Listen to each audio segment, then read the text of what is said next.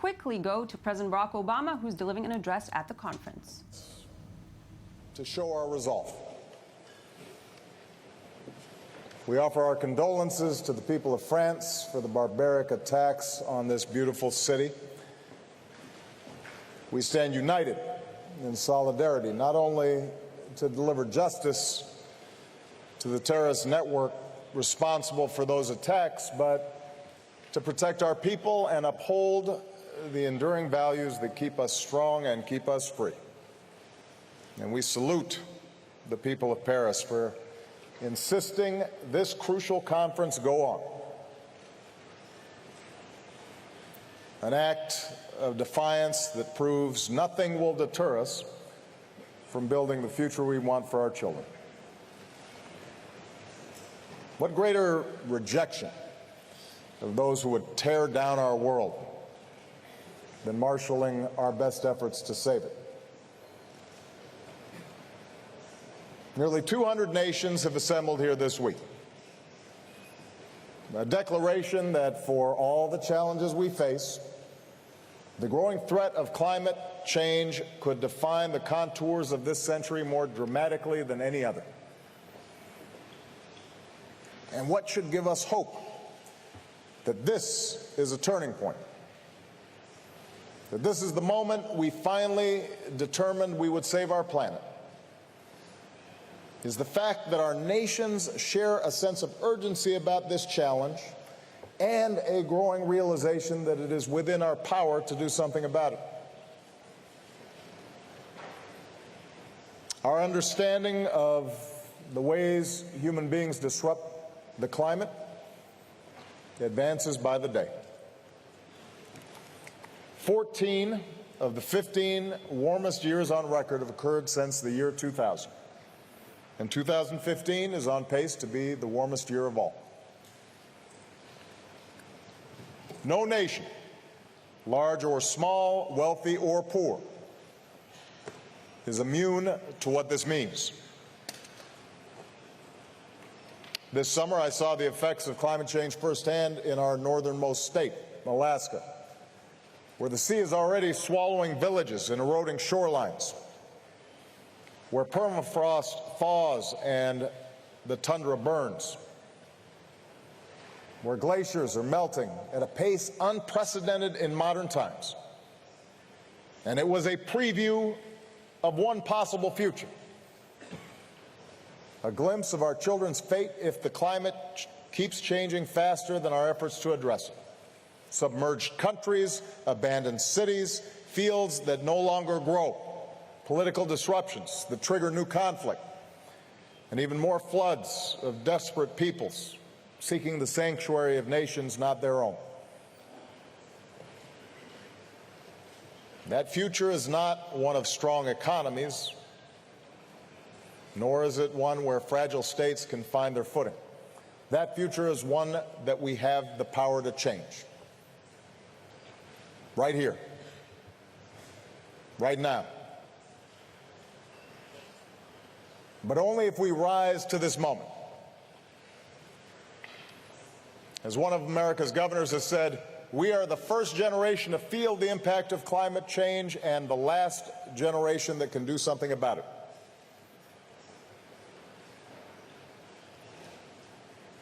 I've come here personally as the leader of the world's largest economy and the second largest emitter to say that the United States of America not only recognizes our role in creating this problem, we embrace our responsibility to do something about it.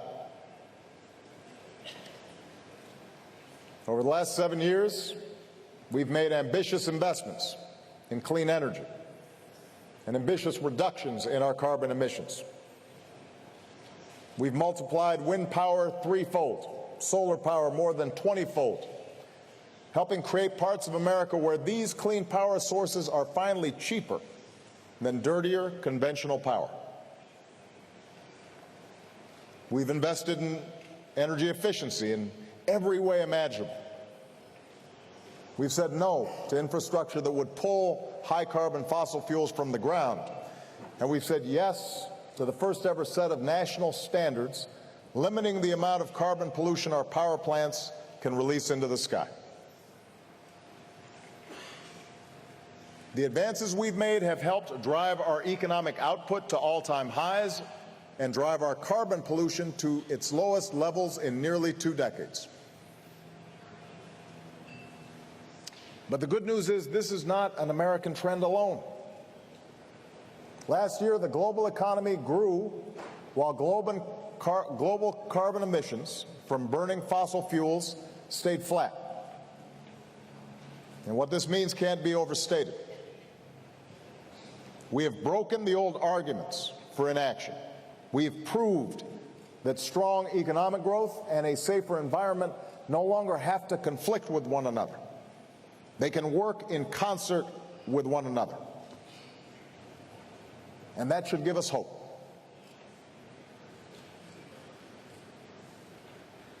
One of the enemies that we'll be fighting at this conference is cynicism.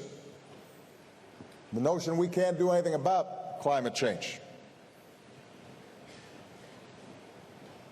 Our progress should give us hope during these 2 weeks. Hope that is rooted in collective action. Earlier this month in Dubai, after years of delay, the world agreed to work together to cut the super pollutants known as HFCs. That's progress. Already, prior to Paris, more than 180 countries representing nearly 95% of global emissions have put forward their own climate targets. That is progress. For our part, America's on track to reach the emissions targets that I set 6 years ago in Copenhagen. We will reduce our carbon emissions in the range of 17% below 2005 levels by 2020. And that's why last year I set a new target. America will reduce our emissions 26 to 28% below 2005 levels within 10 years from now. So our task here in Paris is to turn these achievements into an enduring framework for human progress. Not a stopgap solution, but a long-term strategy that gives the world confidence in a low-carbon future. Here in Paris, let's secure an agreement that builds in ambition, where progress paves the way for regularly updated targets.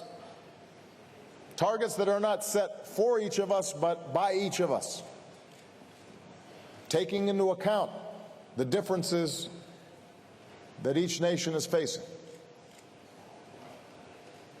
Here in Paris, let's agree to a strong system of transparency that gives each of us the confidence that all of us are meeting our commitments. And let's make sure that the countries who don't yet have the full capacity to report on their targets receive the support that they need. Here in Paris, let's reaffirm our commitment that resources will be there for countries willing to do their part to skip the dirty phase of development. And I recognize this will not be easy. It will take a commitment to innovation and the capital to continue driving down the cost of clean energy. And that's why this afternoon I'll join many of you to announce a historic joint effort to accelerate public and private clean energy innovation on a global scale. Here in Paris, let's also make sure that these resources flow to the countries that need help, preparing for the impact of climate change that we can no longer avoid.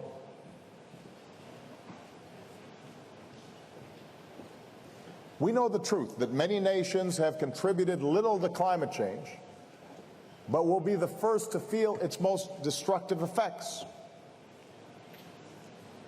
For some, particularly island nations whose leaders I will meet with tomorrow, climate change is a threat to their very existence.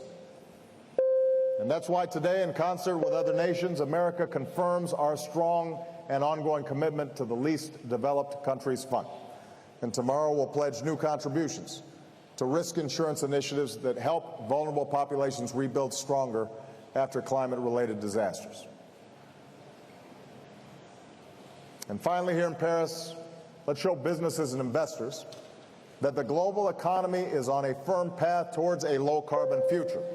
If we put the right rules and incentives in place, we'll unleash the creative power of our best scientists and engineers and entrepreneurs to deploy clean energy technologies and the new jobs and new opportunities that they create all around the world.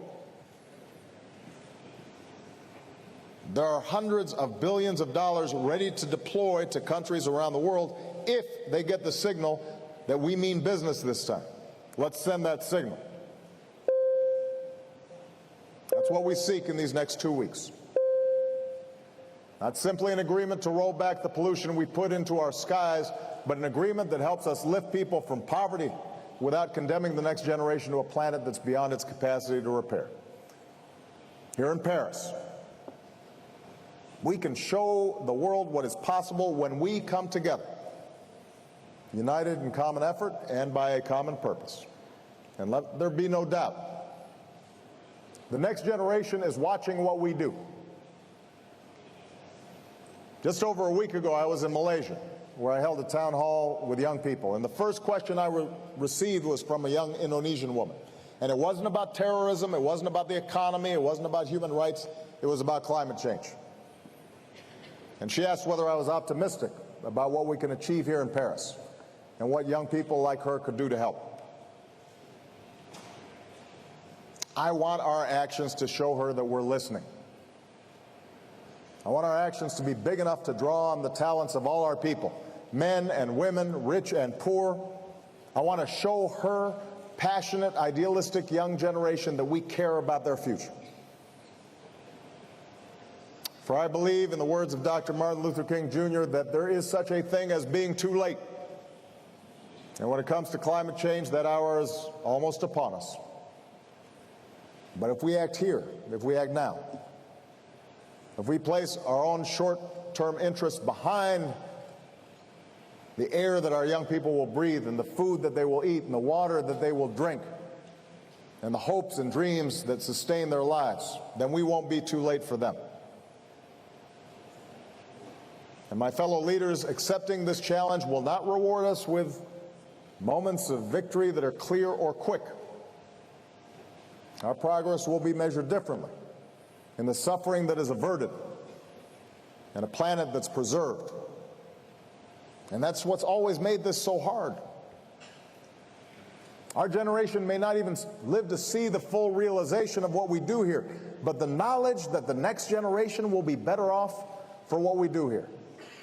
Can we imagine a more worthy reward than that?